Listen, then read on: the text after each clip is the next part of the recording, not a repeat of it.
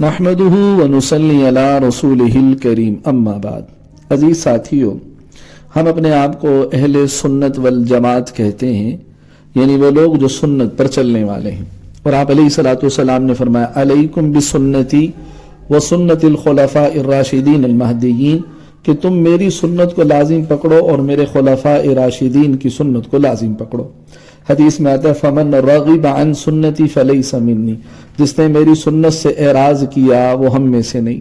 اور فمن احب سنتی فقد احبنی ومن احبنی کان معی فی الجنہ، فرمایا جو میری سنت سے محبت کرتا ہے وہ مجھ سے محبت کرنے والا ہے، اور جو مجھ سے محبت کرتا ہے وہ جنت میں جائے گا۔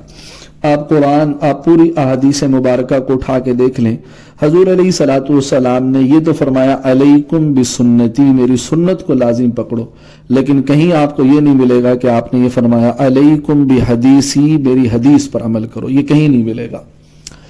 اسی طرح قرآن پاک میں اہدنا الصراط المستقیم، اے اللہ میں سیدھا راستہ دکھا، یہ نہیں کہا اہدنا صراط القرآن یا اہدنا صراط الحدیث، یہ نہیں کہا کہ ہمیں سیدھا راستہ دکھا۔ اس کا مطلب ہرگز یہ نہیں کہ قرآن اور حدیث کا راستہ وہ سیدھا راستہ نہیں ہے، ہرگز یہ مطلب نہیں۔ اب اس بات کو سمجھ لیں، ایک ہوتی ہے سنت اور ایک ہے حدیث۔ یاد رکھ لیں، ہر سنت حدیث ہوگی لیکن ہر حدیث وہ سنت نہیں ہوگی۔ ہمیں حضور نے سنت پر عمل کرنے کے لیے اسی لیے کہا۔ یاد رکھ لیں، حدیث جو ہے وہ منسوخ بھی ہوتی ہے لیکن سنت کبھی منسوخ نہیں ہوتی۔ حدیث ضعیف بھی ہوگی لیکن سنت کبھی ضعیف نہیں ہوگی، ٹھیک ہے۔ اسی طرح حدیث جو ہے وہ ضروری نہیں کہ وہ قابل اتباع ہو یا قابل عمل ہو، لیکن سنت قابل عمل بھی ہوگی اور قابل اتباع بھی ہوگی، ٹھیک ہے۔ حدیث کے لیے ضروری نہیں کہ وہ متواتر ہو، لیکن سنت متواتر ہوتی ہے۔ ایک مسئلے میں آپ کو دو تین حدیثیں بھی ملیں گی، ٹھیک ہے۔ حدیثوں کا تضاد بھی مل جائے گا، ٹھیک ہے، لیکن یاد رکھیں عزیز ساتھیو، سنت کے اندر ایک سنت کے مقابلے میں دوسری سنت نہیں ہوگی، ٹھیک ہے، اور نہ ہی سنتوں میں تضاد ہوگا، ٹھیک ہے۔ حدیث کسے کہتے ہیں اور سنت کسے کہتے ہیں، اس کو تھوڑا سا سمجھ لیں۔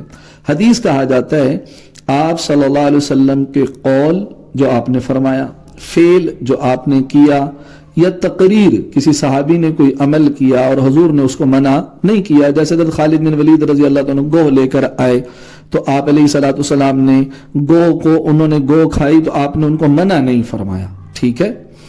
اور یہ جو ہے نا، اس کو کیا کہتے ہیں، تقریر۔ تو حدیث کہا جاتا ہے آپ صلی اللہ علیہ وسلم کے قول کو، فعل کو اور تقریر کو، اور بعض رات نے آپ صلی اللہ علیہ وسلم کے حلیہ مبارک کو بیان کرنا، اس کو بھی حدیث کہا ہے، ٹھیک ہے۔ اب ہر حدیث سنت نہیں ہوگی، یہ یاد رکھ لیں۔ اب مثال کے طور پہ حدیث کے اندر آتا ہے کہ آگ پر پکی ہوئی چیز کھانے سے وضو ٹوٹ جاتا ہے۔ اب یہ وضو ٹوٹنے کا ذکر حدیث میں ہے، ٹھیک ہے، لیکن سنت نہیں ہے، ٹھیک ہے، حدیث کے اندر آتا ہے، ٹھیک ہے۔ اچھا، اسی طرح آپ صلی اللہ علیہ وسلم نے 9 بیویاں رکھی ایک وقت کے اندر، ویسے 11 بیویاں تھی، تو آپ علیہ الصلوۃ والسلام کا 9 بیویاں ایک وقت میں رکھنا یہ حدیث کے اندر آتا ہے، ٹھیک ہے، لیکن یہ سنت نہیں ہے۔ سنت ہمیں جو کہا گیا وہ 4 سے زائد ہم بیویاں نہیں رکھ سکتے، ٹھیک ہے۔ اسی طرح حضور علیہ الصلوۃ والسلام تشریف لائے اور آپ نے اپنی نواسی امامہ بنت العاص رضی اللہ تعالی عنہا کو آپ نے اٹھا کر نماز پڑھائی۔ اب یہ حدیث کے اندر موجود ہے لیکن یہ سنت نہیں ہے، ٹھیک ہے۔ اب ظاہر ہے کہ اگر ان کے اوپر ہم عمل کریں تو پھر ہر ایک کو بچہ جو ہے نا وہ اٹھا کے لانا پڑے گا، ٹھیک ہے۔ اچھا، اسی طرح حدیث میں آتا ہے کہ آپ صلی اللہ علیہ وسلم نے جوتے پہن کر نماز پڑھائی ہے، ٹھیک ہے۔ اب یہ حدیث کے اندر موجود ہے لیکن جوتے پہن کر نماز پڑھانا یہ سنت نہیں ہے، ٹھیک ہے۔ اسی طرح بخاری کے اندر روایت ہے، اور یہ بھی جوتے پہن کر نماز پڑھنے کا تذکرہ بھی بخاری اور مسلم میں۔ اچھا، اسی طرح کھڑے ہو کر پیشاب کرنے کا تذکرہ بخاری مسلم دونوں میں، بیٹھ کر پیشاب کرنے کا تذکرہ بخاری میں ہے ہی نہیں، ٹھیک ہے۔ اب کھڑے ہو کر پیشاب کرنا عزیز ساتھیو یہ حدیث تو ہے لیکن سنت نہیں ہے، ہم نے سنت پر چلنا ہے، ٹھیک ہے. اب لوگ جو بار بار یہ کہتے ہیں جی حدیث حدیث دکھاؤ، جی حدیث دکھاؤ، ٹھیک ہے، بعض ہمارے دوست ہیں ہم ان کو کوئی چیز کہیں تو کہتے ہیں حدیث دکھاؤ. بھئی دیکھیں ہر سنتوں پر عمل کرنا ہے. آپ صلی اللہ علیہ وسلم کی عملی جو زندگی ہے جو آپ صلی اللہ علیہ وسلم نے صحابہ کو دی، صحابہ نے تبع تابعین کو، ہم نے اس پر عمل کرنا ہے.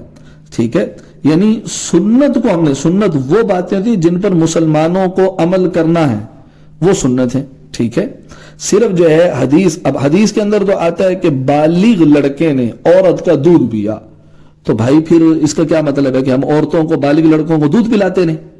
ٹھیک ہے، اب حدیث کے اندر آتا ہے کہ 16 ماہ تک حضور علیہ السلام نے بیت المقدس کی طرف رخ کر کے نماز پڑھا، تو کیا اب اس حدیث پہ عمل کرنے کے لیے 16 ماہ تک پھر ہمیں بیت المقدس کی طرف رخ نہیں کرنا پڑے گا؟ ٹھیک ہے. اسی طرح روایت کے اندر آتا ہے کہ آپ صلی اللہ علیہ وسلم نے 2 رکعتیں پڑھائی، 2 رکعتیں پڑھانے کے بعد سلام پھیر دیا. صحابہ نے پوچھا یا رسول اللہ کو نماز کم ہوگی یا آپ بھول گئے؟ ٹھیک ہے، تو آپ صلی اللہ علیہ وسلم نے فرمایا میں نماز تو کم نہیں ہوئی اور میں بھولا. تو صحابہ نے کہا یا رسول اللہ جو ہے وہ آپ نے 2 رکعت پڑھا کر جو ہے وہ سلام پھیر دیا. آپ صلی اللہ علیہ وسلم نے پھر 2 رکعتیں اور پڑھا دی. ٹھیک ہے، کہ 4 رکعتوں والی نماز تھی. اب دیکھیں حضور علیہ السلام نے درمیان میں بات بھی کی، ابھی حدیث کے اندر آتا ہے. تو کیا آج آدمی 2 رکعتیں پڑھ کر پھر گپ شپ لگا لے، پھر اس کے بعد 2 رکعتیں پھر دوبارہ پڑھ لے، کیا ایسے ہو سکتا ہے؟